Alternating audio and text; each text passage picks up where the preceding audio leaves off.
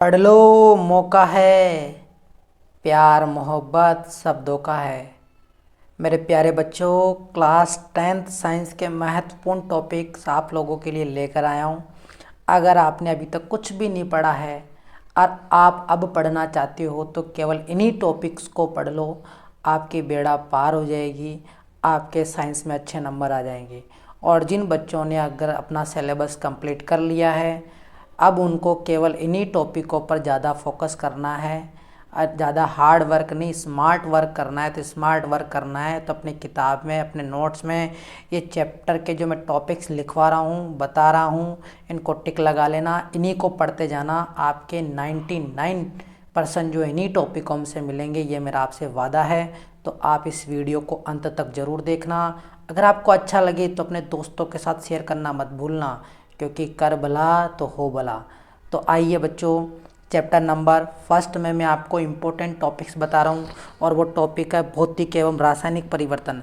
तो आपको chapter number 1 में भौतिक एवं रासायनिक परिवर्तन में अंतर, इनके उदाहरण, इन सभी को ढंग से पढ़ लेना है। इनमें से प्रश्न जरूर आएगा। दूसरा, रासायनिक अभिक्रियाओं के प्रकार। आपको रासायनिक अभिक्रियाओं के प्रकार जरूर पढ़ने हैं, जैसे संयोजन अभिक्रिया, वियोजन, विस्थापन, द्विविस्थापन, थर्मल, ये सभी अभिक्रियाएं, ऊष्माक्षेपी, ऊष्मा शोषी, इन सभी अभिक्रियाओं को आपको पढ़ना है। इसके अलावा रासायनिक समीकरण को संतुलित करना, रासायनिक अभिक्रियाओं को संतुलित करना और ईटेन ट्रायल मेथड से इनको संतुलित करना, ये आपको आना चाहिए। नेक्स्ट टॉपिक है संक्षारण। संक्षारण के बारे में आप पढ़ लेना। विकृत गंधिता, विकृत गंधिता, कौन सी गैस यूज की जाती है, इन सभी टॉपिक्स को चैप्टर नंबर 1 के अगर आप ये टॉपिक्स पढ़ जाओगे तो इसका जो कुल अंक भार है उसमें से आपके पूरे में से पूरे नंबर मिल जाएंगे। तो एक बार आप इन टॉपिक्स को अच्छे से याद कर लेना। चलो मैं आप लोगों को अब दूसरे चैप्टर के महत्वपूर्ण टॉपिक बता देता हूँ। महत्वपूर्ण टॉपिक ये है कि आपको अम्ल, क्षार और लवण की परिभाषा याद करनी है। लिटमस पत्र के आधार पर इनका रंग कैसे बदलता है वो आपको याद करना है। इनके रासायनिक जितने भी गुण हैं, धातु के साथ क्रिया करके क्या बनाते हैं, कार्बोनेट के साथ अभिक्रिया करके क्या बनाते हैं, अम्ल और क्षार अभिक्रिया करके लवण और जल बनाते हैं, ये सभी जो अभिक्रियाएं आपको ढंग से याद कर लेनी है। इनके रासायनिक गुणों को याद कर लेना है। बेकिंग सोडा क्या होता है, बेकिंग सोडा बनाने की विधि जो है ये भी बहुत इंपॉर्टेंट है, इसको ढंग से याद कर लेना। पीएच स्केल के बारे में, पीएच स्केल क्या है, इसकी खोज किसने करी, पीएच स्केल का हमारे दैनिक जीवन में क्या महत्व है, ये सारे जो इसके महत्व उन सभी को आप याद कर लेना।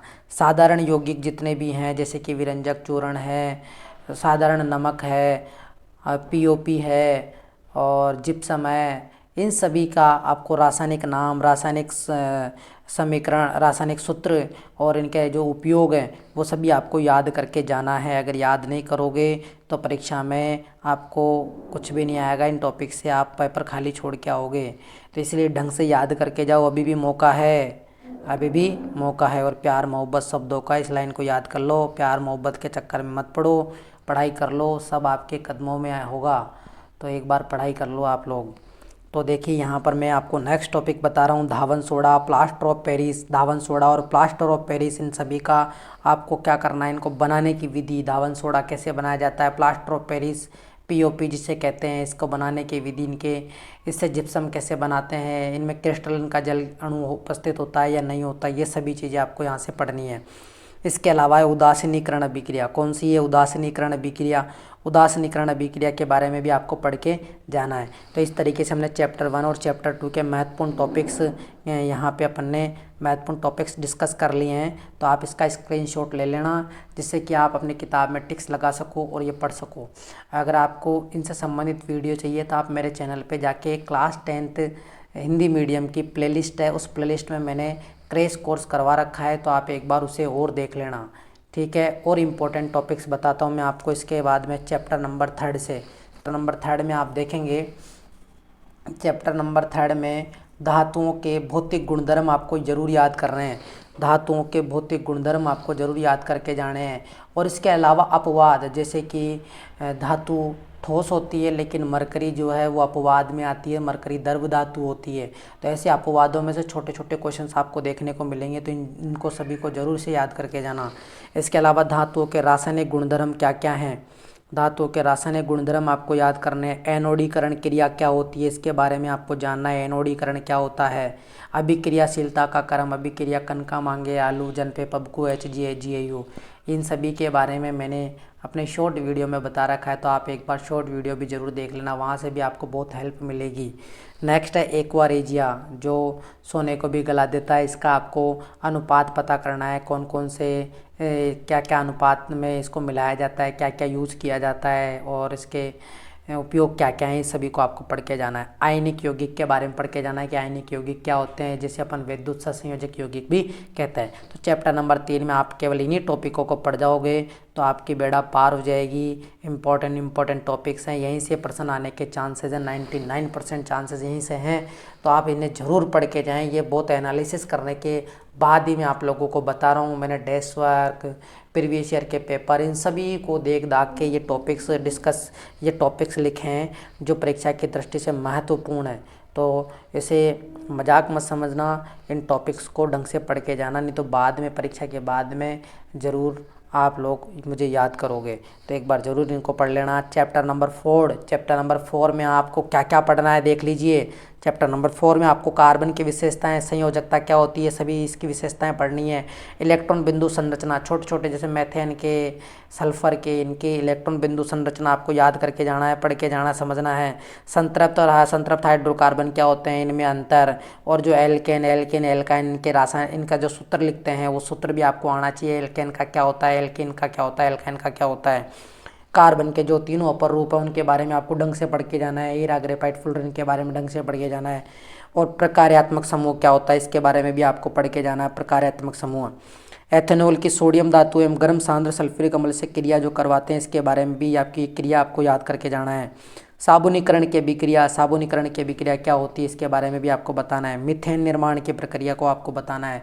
मीथेन निर्माण की प्रक्रिया, इसको भी ढंग से पढ़ जाना अच्छे तरीके से। इनके अलग से नोट्स बना लो, लिखो अपनी कॉपी में।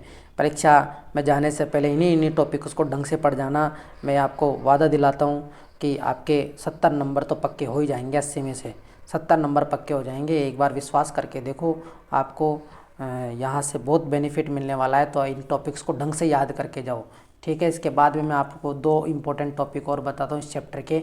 एक है अपमार्जक और इनका उपयोग क्या होता है। अपमार्जक और इनका क्या उपयोग है इसके बारे में भी आपको याद करना। IUPAC नामकरण, IUPAC नाम बनाना आपको आना चाहिए। इसमें से आपको 1 नंबर का प्रश्न देखने को मिलेगा। तो इस तरीके से हमने चैप्टर नंबर 3 और चैप्टर नंबर 4 के इंपॉर्टेंट टॉपिक्स डिस्कस कर लिए हैं। तो आशा है कि आप लोगों को ये वीडियो अच्छा लग रहा है। अगर अच्छा लग रहा है तो बच्चों इसे लाइक कर दो और अपने दोस्तों के साथ शेयर कर दो। अब मैं आप लोगों को इसके बाद में चैप्टर नंबर 5 और चैप्टर नंबर 6 के इंपॉर्टेंट टॉपिक्स बताने वाला हूँ। तो चैप्टर नंबर 5 के इंपॉर्टेंट टॉपिक्स, चैप्टर नंबर 5 में आपको क्या क्या पढ़ना है देखिए। डोबेराइनर का ट्राइड लॉज जो होता है, त्रिक नियम आपको पढ़ना है। न्यूलैंड का अष्टक सिद्धांत आपको पढ़ के जाना है। मेंडलीफ की आवर्त सारणी जो है, मेंडलीफ की आवर्त सारणी को आपको अच्छे से पढ़ के जाना है। मेंडलीफ की कितने तत्व थे, प्रकृति के कितने थे, कृत्रिम कितने से, धातुओं को किधर रखा गया है, अधातुओं को किधर रखा गया है, उपधातुओं को कहाँ रखा गया है, ये सभी चीज़ें आपको याद करनी है। आधुनिक आवर्त सारणी का नियम, आधुनिक आवर्त सारणी के बारे में आपको पढ़ के जाना है। पूरी मॉडर्न पीरियोडिक टेबल और इनके जो तत्व हैं, जैसे पहले ग्रुप को अपन क्षारीय ग्रुप कहते हैं, दूसरे को मृदा क्षारीय ग्रुप कहते हैं। इस तरीके से इन ग्रुपों को आपको याद करना है। अगर आपको पूरी पीरियोडिक टेबल देखनी है और इनके तत्वों के नाम आपको एक ट्रिक से याद करने हैं, तो आप मेरे शॉर्ट वीडियो पे जाके उनके ट्रिक्स ज़रूर देख लेना। आपको सभी तत्वों का क्रम याद हो जाएगा।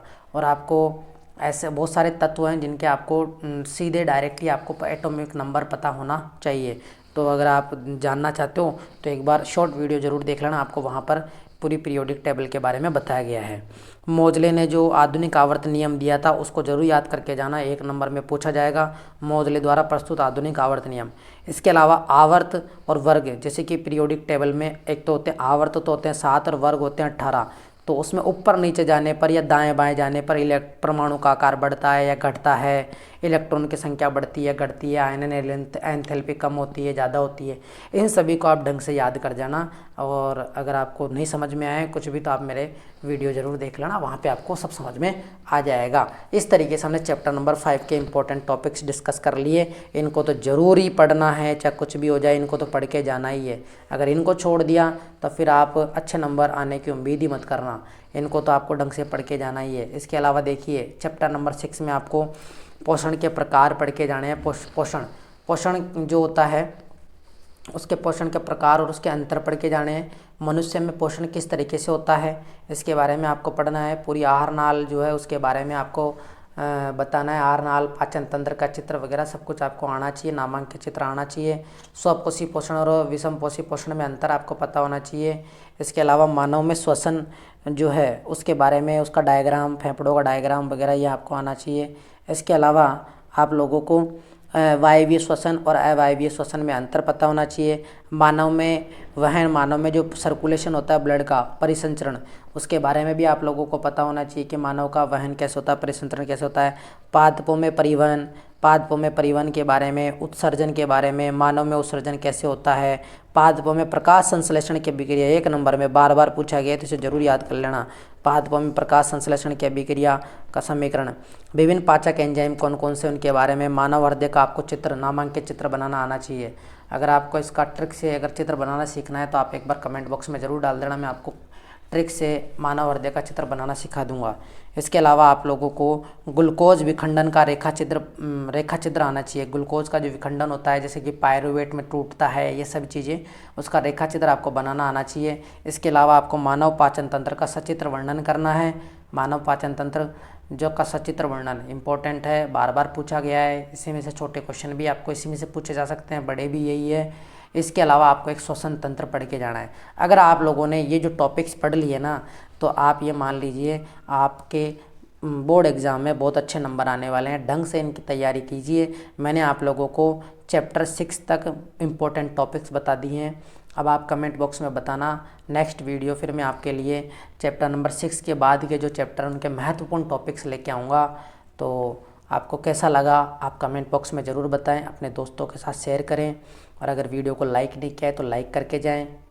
और जो आज ही इस वीडियो को देख रहा है पहली बार और उसने अगर मेरे चैनल को सब्सक्राइब नहीं किया है तो सब्सक्राइब कर लें। आप लोगों को इस चैनल पर क्लास 10 के, अगर आप साइंस में लोगे तो आपको क्लास 12 के सभी प्रकार के वीडियोज़ मिलेंगे, फ्री में नोट्स मिलेंगे। नोट्स भी मैं आपको फ्री में प्रोवाइड कराऊंगा, सभी को PDF सेंड कर दूंगा। मेरे नंबर मैं इस पे प्रोवाइड करा दूंगा, जिस पे आप मेरे को मैसेज कर सकते हो। आपका कोई भी डाउट है आप मेरे से इस नंबर पे पूछ सकते हो। 24 घंटे अवेलेबल हूँ, ठीक है। 24 घंटे तो नहीं, 12 घंटे दिन में आप कभी भी कॉल करके मेरे से कोई भी डाउट है पूछ सकते हो। तो ठीक है बच्चों, आशा करता हूँ कि आप मेरा नेक्स्ट वीडियो भी देखेंगे और आपको ये वीडियो भी अच्छा लगा है। तो मिलते हैं नेक्स्ट वीडियो में, तब तक के लिए जय हिंद।